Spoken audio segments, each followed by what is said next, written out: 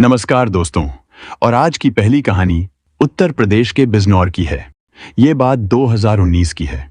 अश्विनी उर्फ जॉनी जिला बिजनौर के कस्बा बढ़ापुर का रहने वाला था। उसके पिता सुभाष धामपुर की गन्ना सहकारी समिति में नौकरी करते थे। सुभाष ने अश्विनी को एमकॉम तक पढ़ाया था। आगे की पढ़ाई के लिए उसके पिता सुभाष ने जॉनी को उसके मामा हर्ष के घर दौलताबाद भेज दिया था। वहीं रहकर जॉनी ने नजीबाबाद के कॉलेज से बीकॉम और एमकॉम की डिग्रियां हासिल की। इसके अलावा मामा के घर रहकर उसने कई डिप्लोमा भी किए। पढ़ाई के दौरान ही निकिता से उसकी नजदीकियां बढ़ी।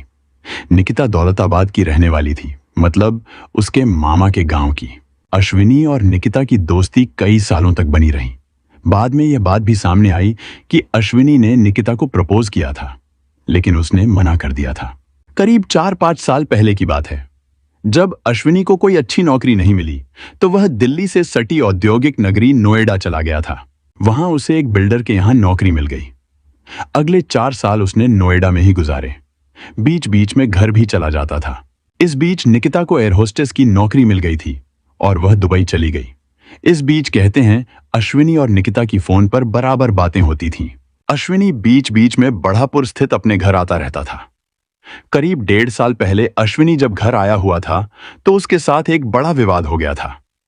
दरअसल बढ़ापुर के ही मोहल्ला नोमी में भाजपा नेता भीमसेन का घर था। नेता होने के नाते भीमसेन के इलाके में तो दबंगई तो चलती ही थी। पुलिस विभाग में भी अच्छा प्रभाव था।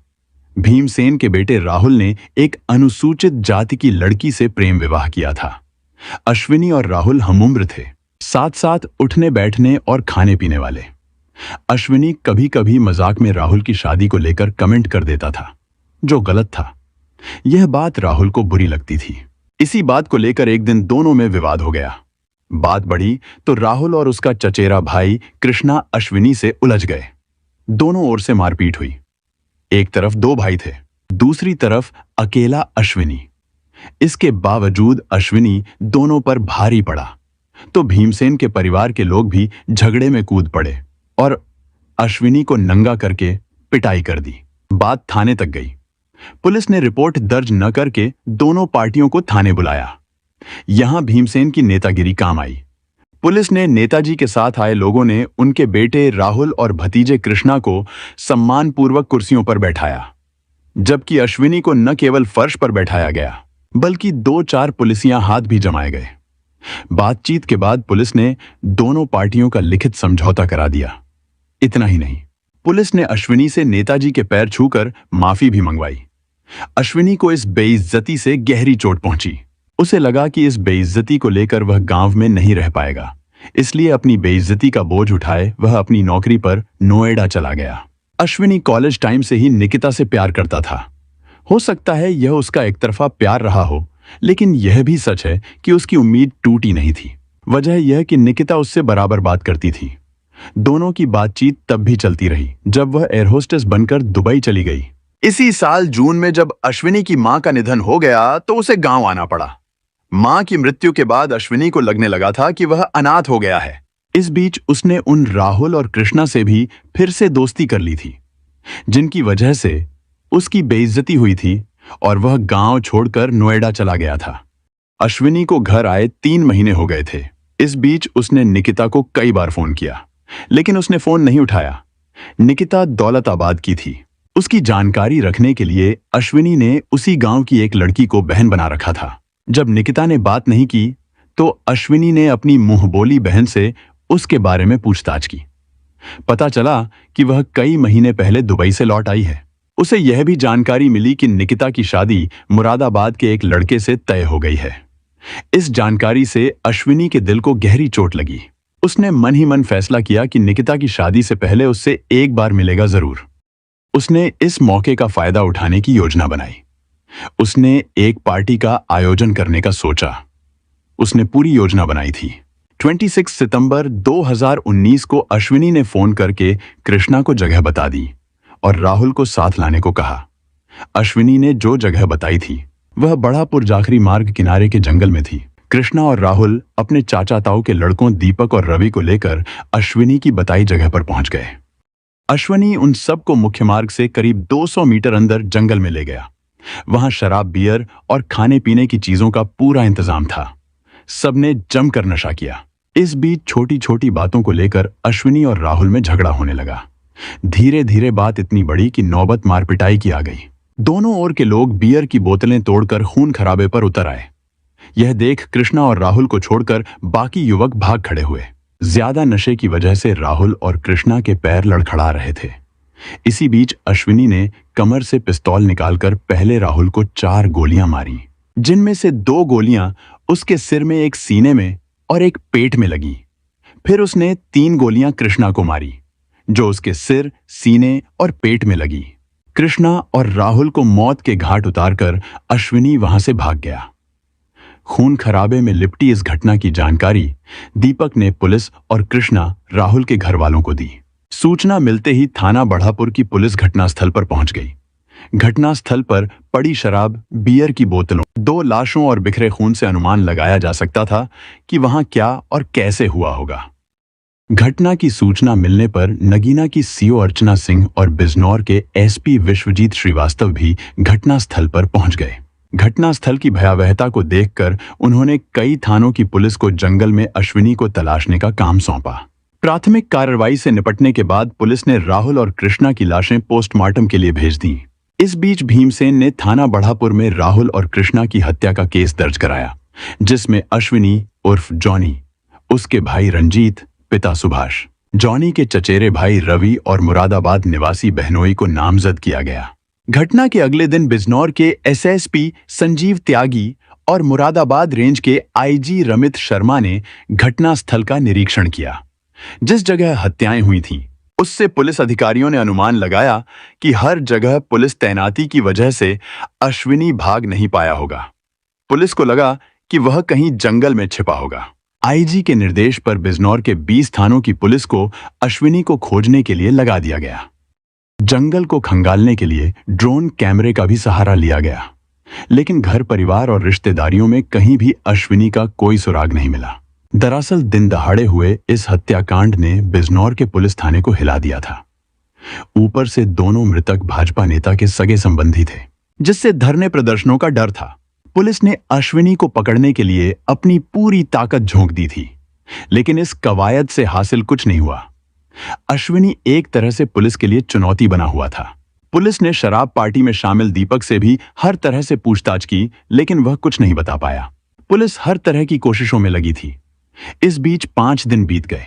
30 सितंबर को अश्विनी श्योहारा के निकटवर्ती गांव दौलताबाद पहुंचा और एयर होस्टेस निकिता के घर में घुस गया। निकिता उस वक्त घर में बैठी टीवी देख रही थी। अंदर जाकर अश्विनी ने निकिता को गोलियों से भून डाला। निकिता सोच भी नहीं सकती थी कि अश्विनी ऐसा कुछ कर सकता है। गोलियां चलाते समय उसने सिर्फ इतना ही कहा कि तू मेरी नहीं हो सकती तो किसी और की भी नहीं बनने दूंगा। अश्विनी के पिस्तौल की 5 गोलियां लगने के बाद निकिता दूसरे गेट की ओर भागी, लेकिन गिर पड़ी। जाते जाते उसने धमकी दी कि वह पूरे परिवार को खत्म कर देगा। निकिता पर गोलियां बरसाने के बाद अश्विनी दूसरे गेट से बाहर निकलकर पास ही सड़क पर जाते हुए एक बैटरी रिक्शा में बैठ गया। थोड़ा आगे जाकर वह उतरा और गन्ने के खेत में घुस गया। निकिता 2 महीने पहले ही शादी के लिए दुबई से घर लौटी थी। उसकी शादी मुरादाबाद के मोहल्ला कांशीराम नगर में रहने वाले नीतीश कुमार से तय हुई थी। नीतीश सीआईएसएफ में सब इंस्पेक्टर हैं और विशाखापट्टनम में तैनात है। नीतीश के कहने पर निकिता ने अपनी नौकरी से भी इस्तीफा दे दिया था। निकिता के पिता हरिओम शर्मा श्योहारा के विदुर ग्रामीण बैंक में नौकरी करते थे। घर वालों ने इस घटना की सूचना हरिओम शर्मा को दी। शर्मा जी की बैंक के पास ही थाना था। उन्होंने थाने जाकर यह बात थाना प्रभारी उदय प्रताप को बताई। उदय प्रताप उसी समय पुलिस टीम के साथ दौलताबाद के लिए रवाना हो गए। बुरी तरह घायल निकिता को श्योहारा के एक प्राइवेट डॉक्टर को दिखाया गया। उस डॉक्टर ने निकिता को तुरंत बड़े अस्पताल ले जाने की राय दी। इसके बाद उसे मुरादाबाद के मशहूर कॉस्मोस अस्पताल ले जाया गया। भर्ती होने के बाद अस्पताल के मशहूर डॉक्टर अनुराग अग्रवाल ने निकिता का इलाज शुरू किया। उसे 5 गोलियां लगी थीं, जिनमें गले में फंसी एक गोली घातक थी। बहरहाल डॉक्टर अनुराग अग्रवाल के तमाम प्रयासों के बावजूद रात 9 बजे निकिता ने दम तोड़ दिया। दूसरी ओर पुलिस ने ई-रिक्शा के ड्राइवर द्वारा बताए गए गन्ने के खेत के साथ साथ आसपास के सभी गन्ने के खेतों में तलाशी की, लेकिन अश्विनी का कोई पता नहीं चला। उसी दिन आईजी रमित शर्मा ने अश्विनी उर्फ जॉनी को पकड़ने या पकड़वाने पर 50,000 रुपए का इनाम घोषित कर दिया।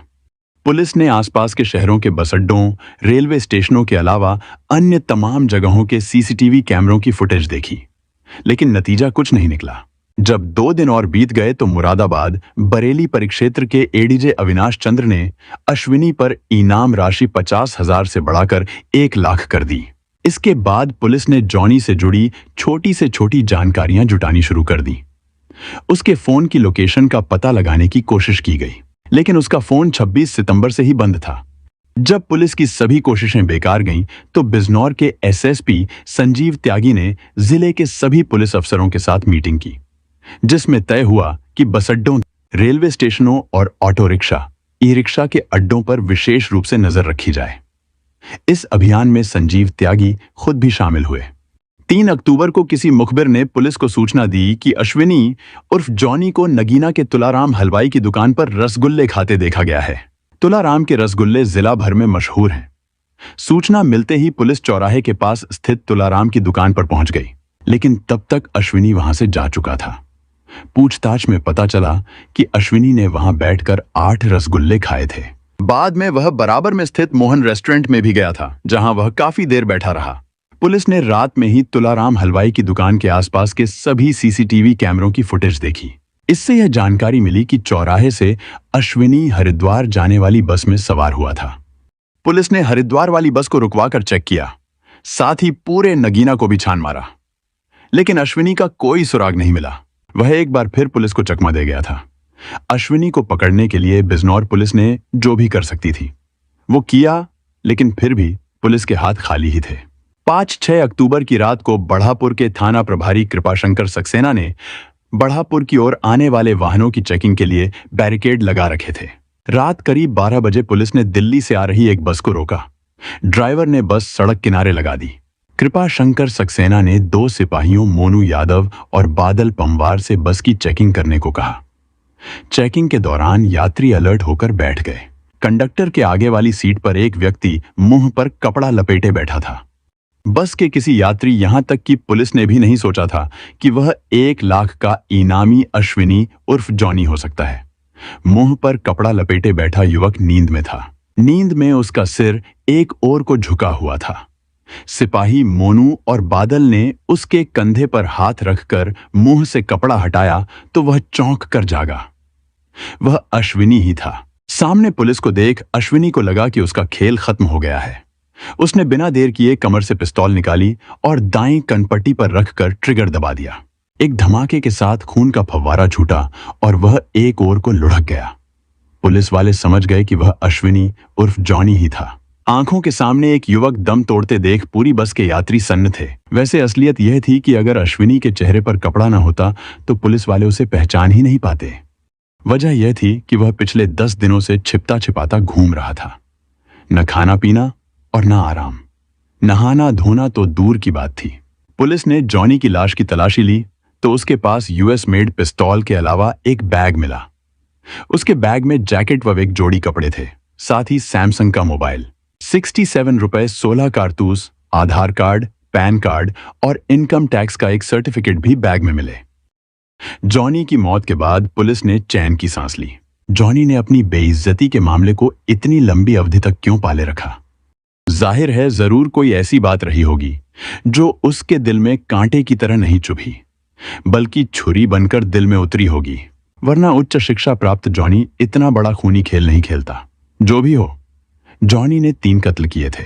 पकड़ा जाता तो निस्संदेह या तो उसकी पूरी जिंदगी जेल में बीतती या फिर उसके गले में फांसी का फंदा पड़ता। यह कहानी एक जुनूनी प्रेम, हिंसा और अपराध की कहानी है, जिसमें अश्विनी उर्फ जॉनी की जिंदगी, उसका दर्द और उसके अपराध का जिक्र किया गया है। अश्विनी का जीवन प्यार, सामाजिक बेइज्जती और असफलताओं से प्रभावित था। कहानी की शुरुआत अश्विनी की सामान्य जिंदगी और पढ़ाई से होती है। धीरे धीरे उसकी जिंदगी में कई मोड़ आते हैं। निकिता से एक तरफा प्रेम, गांव में हुई बेइज्जती और बाद में अपराध की ओर बढ़ते कदम। निकिता का उसकी जिंदगी में अहम स्थान था, लेकिन उसकी शादी की खबर ने अश्विनी के अंदर छुपे गुस्से और जुनून को जगा दिया। इस जुनून ने उसे इतना अंधा कर दिया कि वह अपने ही दोस्तों को मारने और निकिता की हत्या करने जैसे गंभीर अपराध कर बैठा कि अपराध की दुनिया में आने के बाद अश्विनी के पास कोई रास्ता नहीं बचा था। यह कहानी दिखाती है कि कैसे जुनून, गुस्सा और समाज में मिली असफलताओं ने अश्विनी की जिंदगी को बर्बाद कर दिया। इस कहानी को सावधानी पूर्वक लिखा गया है ताकि यह दर्शाए कि अपराध किसी भी समस्या का समाधान नहीं है, बल्कि यह और भी मुश्किलें खड़ी करता है। आज की दूसरी कहानी जबलपुर की है। यह बात 2024 की है। 31 अक्टूबर की शाम जब दीपावली का माहौल पूरे जबलपुर जिले में फैला हुआ था, बेलखेड़ा थाने का पुलिस स्टाफ अपनी रात ड्यूटी की तैयारी कर रहा था। इसी बीच थाना प्रभारी टीआई सरोजनी टोप्पो की नजर बाहर बैठे एक युवक चैन सिंह पर पड़ी। यह देख उनका दिल भर आया। चैन सिंह पथरिया गांव का रहने वाला था और 4 दिन पहले 27 अक्टूबर को उसने अपनी पत्नी रजनी के घर से अचानक गायब होने की रिपोर्ट थाने में दर्ज करवाई थी। चैन सिंह पिछले 4 दिनों से दिन रात थाने के चक्कर काट रहा था। अपनी पत्नी रजनी को ढूंढने के लिए हर किसी से मदद की गुहार लगा रहा था। दीपावली की रात थी और सभी लोग घरों में खुशी मनाने के लिए तैयार थे। ऐसे में टीआई सुश्री टोप्पो ने चैन सिंह को अपने केबिन में बुलाया और सख्त लहजे में कहा, तुम घर जाओ, दीपावली है, घर पर अपने परिवार के साथ त्योहार मनाओ। उसके लिए दीपावली अब खुशी का त्योहार नहीं रह गया था, बल्कि दर्द और चिंता से भरा वक्त बन चुका था। चैन सिंह की स्थिति को देखते हुए सुश्री टोप्पो ने उसे और भी समझाया, लेकिन उसका मन एक ही बात पर अड़ा था, मेरी पत्नी को खोजो, बस वही चाहिए मुझे। टीआई सुश्री टोप्पो ने चैन सिंह को किसी तरह शांत करने के बाद उसे घर भेज दिया। उन्होंने कहा, अपने परिवार के साथ दीपावली मनाओ, हम तुम्हारी पत्नी को ढूंढने की पूरी कोशिश करेंगे। अगले दिन 1 नवंबर को एक बड़ी खबर आई। पथरिया के पास बहने वाली हिरण नदी में एक महिला का शव मिलने की सूचना मिली। जैसे ही यह खबर टीआई सुश्री टोप्पो तक पहुंची, उन्होंने तुरंत ही मामले की गंभीरता को समझा और मौके पर रवाना होने का निर्णय लिया। उन्होंने थाने में बैठे चैन सिंह को भी साथ चलने के लिए कहा, ताकि वह अपनी पत्नी को ढूंढने की उम्मीद के साथ शव की शिनाख्त कर सके। साथ ही शव की शिनाख्त के लिए रजनी के मायके कटीला से रजनी के भाई को भी सूचित किया गया। दरअसल टीआई को शक था कि नदी में मिला शव रजनी का हो सकता है। घटनास्थल पर पहुंचने के बाद शव को ध्यान से देखा गया। शव 3-4 दिन पुराना होने के कारण पानी में रहकर काफी फूल चुका था, जिससे उसके शरीर पर पहनी हुई जीन्स और टी-शर्ट कई जगह से फट चुकी थी। शव को देखकर चैन सिंह ने उसे पहचानने से इनकार कर दिया। उसका कहना था कि रजनी कभी जीन्स और टी-शर्ट नहीं पहनती थी, इसलिए यह शव उसकी पत्नी का नहीं हो सकता। इसी बीच जब रजनी का भाई मौके पर पहुंचा तो उसने शव को देखते ही पहचान लिया और कहा कि यह उसकी बहन रजनी का शव है। उसकी बात सुनते ही पुलिस को चैन सिंह पर शक होने लगा। रजनी और चैन सिंह की शादी 10 साल पहले हुई थी और ऐसे में चैन सिंह का अपनी पत्नी को पहचानने से इनकार करना पुलिस के लिए संदिग्ध था। पुलिस को यह बात अजीब लग रही थी, क्योंकि एक पति के लिए अपनी पत्नी को पहचानने में इतनी उलझन क्यों हो सकती है। बहरहाल पुलिस ने शव को बरामद कर पोस्टमार्टम के लिए भेज दिया। जब पोस्टमार्टम रिपोर्ट आई तो यह सामने आया कि रजनी ने आत्महत्या नहीं की थी, बल्कि उसकी हत्या की गई थी। रिपोर्ट में यह भी खुलासा हुआ कि रजनी की गला दबाकर हत्या की गई थी। इस नई जानकारी के बाद पुलिस ने रजनी के मायके वालों से पूछताछ शुरू की और रजनी की मां ने रोते हुए पुलिस को बताया कि शादी के 10 साल बाद भी रजनी को कोई औलाद नहीं थी। इस वजह से उसका पति चैन सिंह उसे बार बार बांझ कहकर परेशान और प्रताड़ित करता था। रजनी की मां ने यह भी बताया कि 27 अक्टूबर जिस दिन रजनी लापता हुई थी, उसने उन्हें फोन करके अपने घर बुलाया था। रजनी ने फोन पर बताया था कि चैन सिंह दूसरी शादी करने जा रहा है, क्योंकि वह बच्चे का पिता बनना चाहता था। इस बात से रजनी बहुत परेशान थी। रजनी की मां ने उसे मायके चलकर रहने की सलाह दी, लेकिन रजनी इस पर राजी नहीं हुई। रजनी की मां ने आगे बताया कि अगले दिन 27 तारीख को दोपहर में चैन सिंह उनके घर आया और उसने उन्हें बताया कि रजनी किसी के साथ भाग गई है। लेकिन रजनी की मां यह जानती थी कि अगर उनकी बेटी को किसी के साथ भागना होता तो वह चैन सिंह को दूसरी शादी करने से नहीं रोकती।